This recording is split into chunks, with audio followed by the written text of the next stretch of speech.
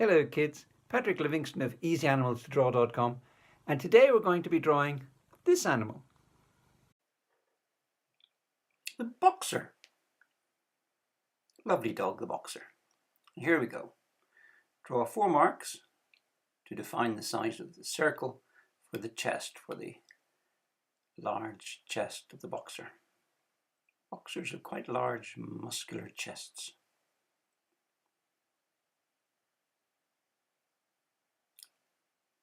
Don't worry too much about drawing a perfect circle. It's more important to get the overall size of the circle right. You'll be rubbing most of it out. 4 more marks for the hips, the hip circle. Be careful to get the hip circle the right size and the right distance from the circle for the chest. You can draw it by hand, or you can use a compass, or you can use a lid or a coin or any object of the correct size if you have trouble drawing circles. But part of the learning to draw experience is to learn to draw circles, and the more you do it, the better you'll get. Here we're drawing the circle for the head. As you can see, it's very similar in size to the circle for the hips. And now we're going to draw a second circle as a guide for the muzzle. You can see that this circle overlaps and just extends off the circle for the head to the left a little bit. Now we're going to further divide this circle up, which will help you when you come to draw the muzzle of the dog. And now 2 little semicircles as a guide for the ears, and a little triangle. By starting off with fairly simple shapes, you can see I changed my mind there regarding the final position and shape, and you can do the same. Don't be afraid if you think you start off wrong. Just go back and do it again. And now we're going to draw the 2 lines for the forelegs as guides, overlapping the circle for the leg nearest. That helps you understand that the legs don't stick out from the body. They actually go right up, the muscles go right up into the shoulders. It's the same with the hips. This will stop your legs looking as if they're stuck on.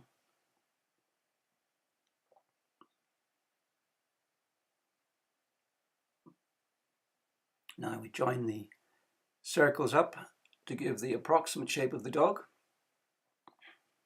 approximate shape of the boxer.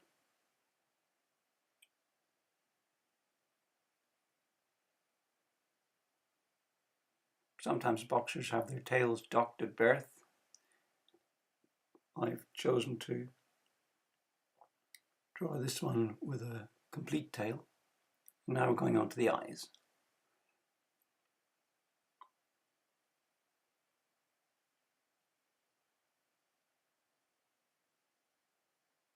And the nostrils, and the overall shape of the nose. Most dogs have fairly similar characteristics for their noses. So once you get good at drawing the nose of one dog, you'll find it helps you very much when you're drawing other dogs, no matter how different the overall look of the dog is. Now we're drawing the muzzle. Boxers have quite wide muzzles.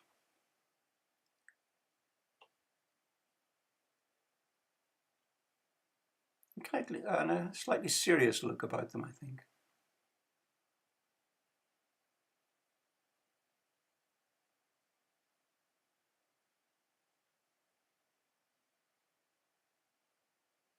As you've probably noticed, I've speeded the drawing up to about twice its normal speed so that it's more interesting to watch. But don't forget, you can pause the video at any time if you think it's getting ahead of you. If you're drawing along to the video, pause the video and then go back and restart again. Drawing the forelegs, quite muscular legs on a boxer, quite powerful dogs.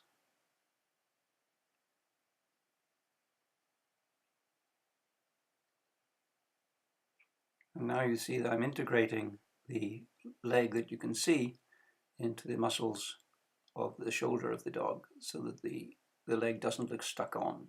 It looks like it really goes into the body of the dog.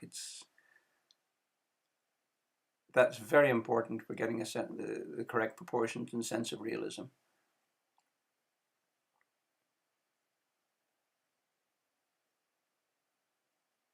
Refining the shape of the neck and the shoulders.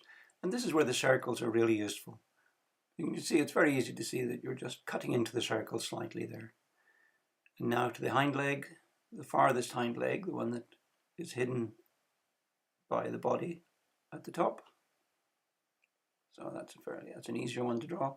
And the leg you see next to you, the nearest hind leg, it's very important to show how this integrates with the hips.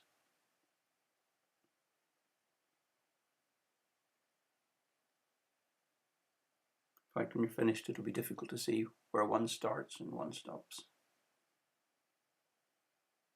Now adding the tail, and that's pretty much it. Now we get rid of the drawing guide.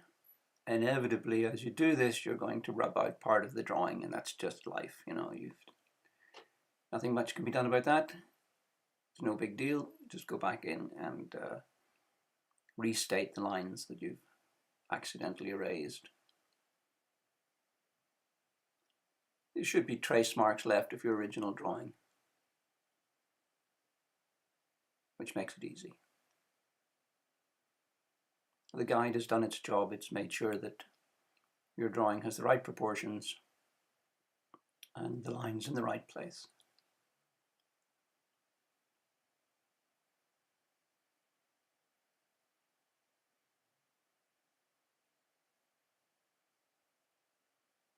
As you can see, we're already looking quite boxer-like.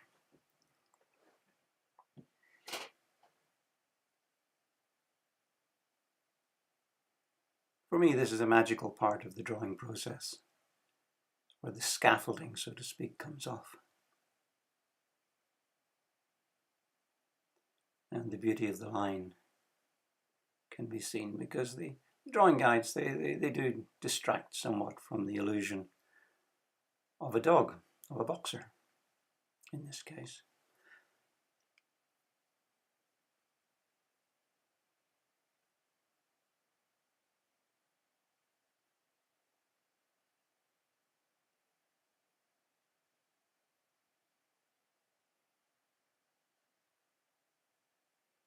Okay, well, that's that stage. Now we move on to the final stage, where we're going to shade the animal to give it a sense of depth and solidity.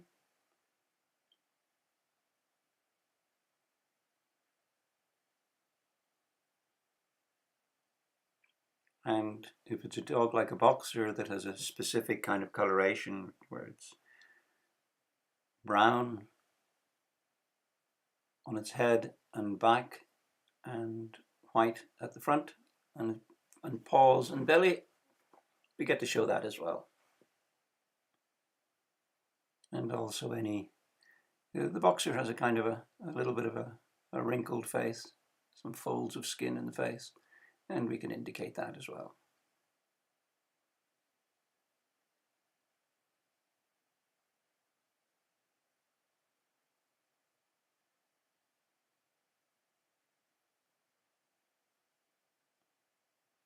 As you notice, the ears are quite pointy, but with just a very slight twist to the tip.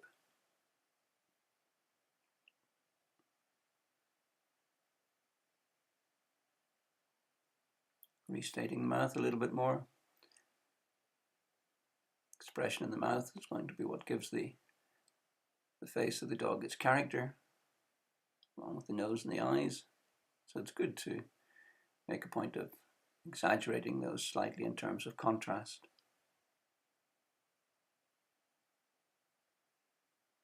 Now the muscles of the chest. Because the hair there is white, you just need to lightly indicate the shading to suggest muscles. A little bit of cross-hatching there.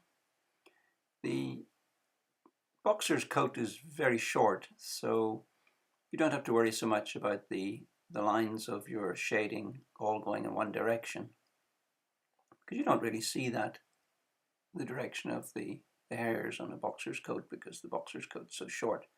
So you can use cross-hatching, where you shade sometimes in one direction and sometimes in another. You don't want to be leaving very, very strong marks when the dog's coat is very short.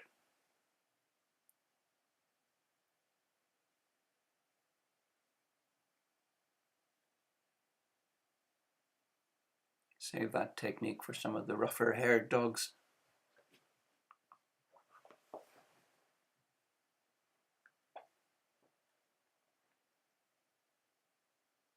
Shading in between the toes, and a little bit of shadow there on the far foreleg, cast by the body of the dog.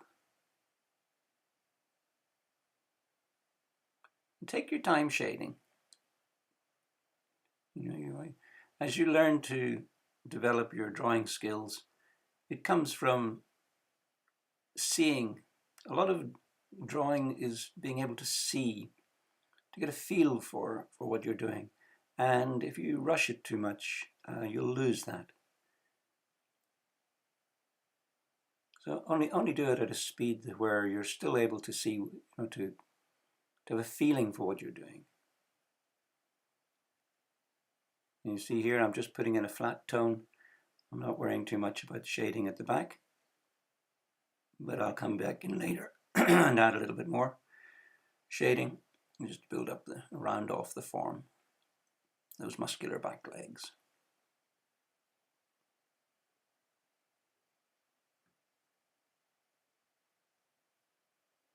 And you can see I'm using cross-hatching, but I'm doing it quite lightly. You don't see a very strong indication of the various lines. The lines are quite soft and they tend to blend. And if you want it to look even smoother and softer at the end, you can always take your finger and smudge a little bit the pencil to soften up your lines, your shading even further. And for some dogs, that's a very useful technique, particularly the smooth-haired dogs. Well, I hope you enjoyed that, and if you did, be sure to subscribe and smash that bell to get further notifications of more videos.